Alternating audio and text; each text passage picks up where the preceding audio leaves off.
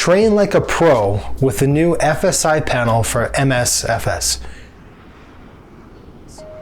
This instructor panel allows you to position your airplane for takeoff or landings. It's designed to mimic the same instructor panels that airlines use for training. You could set up your airplane to practice precision approaches, non-precision approaches, using any weather you wish in multiple positions, like downwind leg, base leg, left and right vectors, the list goes on. A major question I had with the FSI panel was how it would interact with some add-on aircraft we use. Well, once loaded, the FSI panel will tell you it's time to take control of the aircraft, at which point you'll need to hold the brakes for at least 3 seconds, and then you'll have full control. The FSI panel fully trims the plane and sets you up for an ILS landing. If you want to do a takeoff or whatever approach you have chosen, it does this with no adverse effects on the aircraft. One of the most useful things that we have found was the landing report. Most simulator pilots judge landings on rate of descent upon touchdown. While this is important, they neglect to take consideration where they touch down at. A good landing is within the first 1,500 feet of the runway. The FSI panel shows you landing distance, deviation from centerline, touchdown, rate of descent, indicated airspeed at touchdown, bank angle, and pitch. We tested this feature by landing long but smooth, and the report reflected the long landing and gave us a color red, quote, needs training, end quote. Overall, we were very impressed by the accuracy of the report, and not just rewarding feet per second on touchdown. With a Navigraph subscription, you'll be able to update the FSI panel and your MSFS with current Jeppesen Navdata. Why is this important? Well, when you use current Navdata that's matching your simulator, you'll make sure that the FSI panel and the simulator talk the same language, which is important when repositioning your aircraft, for instance.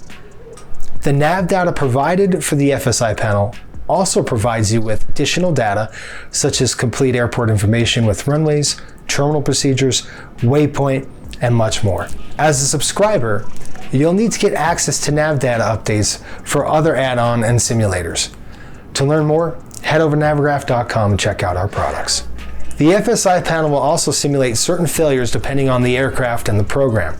It supports all types of add-ons. Please check their website out for more information.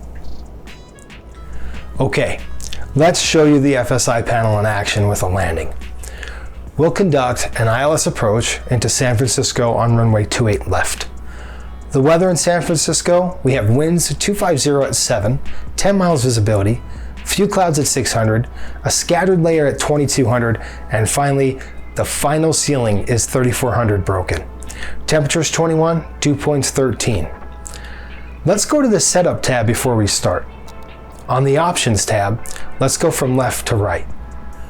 Short final, we have set to 4 nautical miles. Long final is set to 8 nautical miles. Downwind is set to 3 nautical miles. Altitude above airport elevation is set to 2,000 feet. Base leg, 3 nautical miles. Final leg, we have 8 nautical miles. And we're on vectors, it's 4 nautical miles. Final leg vectors is 8 nautical miles. Units, we have set to statute. Weight is set to pounds. Airport database was last updated on July 7th, 2022 with the current Navdata cycle installed. Let's go to the PMDG tab and let's set that up. Ensure that the program FMC is selected, and we'll change final waypoint direct to the FAF. Type of approach will be the ILS. FMC entry speed, normal. Auto brake is set to, flaps are 30. After landing checkbox, checked.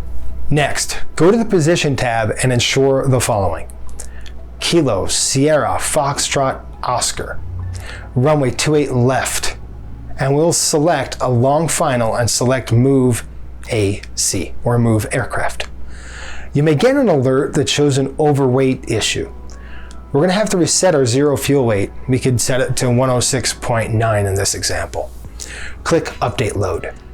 On the next screen, the FSI panel is resetting our aircraft for the approach and may do some odd behavior before it is ready. You'll know it's ready when the FSI panel says, aircraft ready. Hold brakes for 3 seconds. Okay, let's go ahead and hold the brakes now to take control.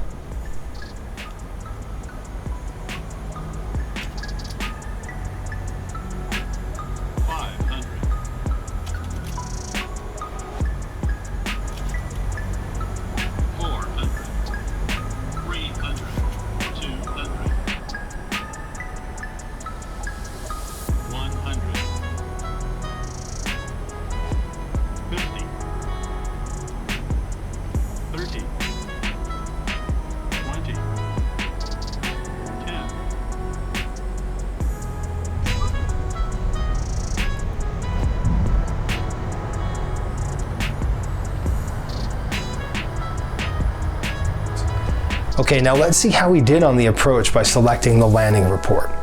As you can see, the landing distance was good and it was in the green. We were a bit left on the center line, about 7 feet, but satisfactory. Our touchdown rate was about 119 feet with green, a nice landing. Our bank was perfect. Our glide slope deviation was not too bad. Overall, it wasn't our best landing, but it wasn't our worst either. In the next landing, we'll kick a bit more right rudder in there to counter that crosswind to the left. In summary, the FSI panel will save you time in setting up your simulator, as it does this for you. It's a great tool for takeoff and landing practices, go-arounds, shooting all type of approaches, and simulating failures. We hope you enjoyed this program for many years to come. Remember, check out our products at navigraph.com for more information.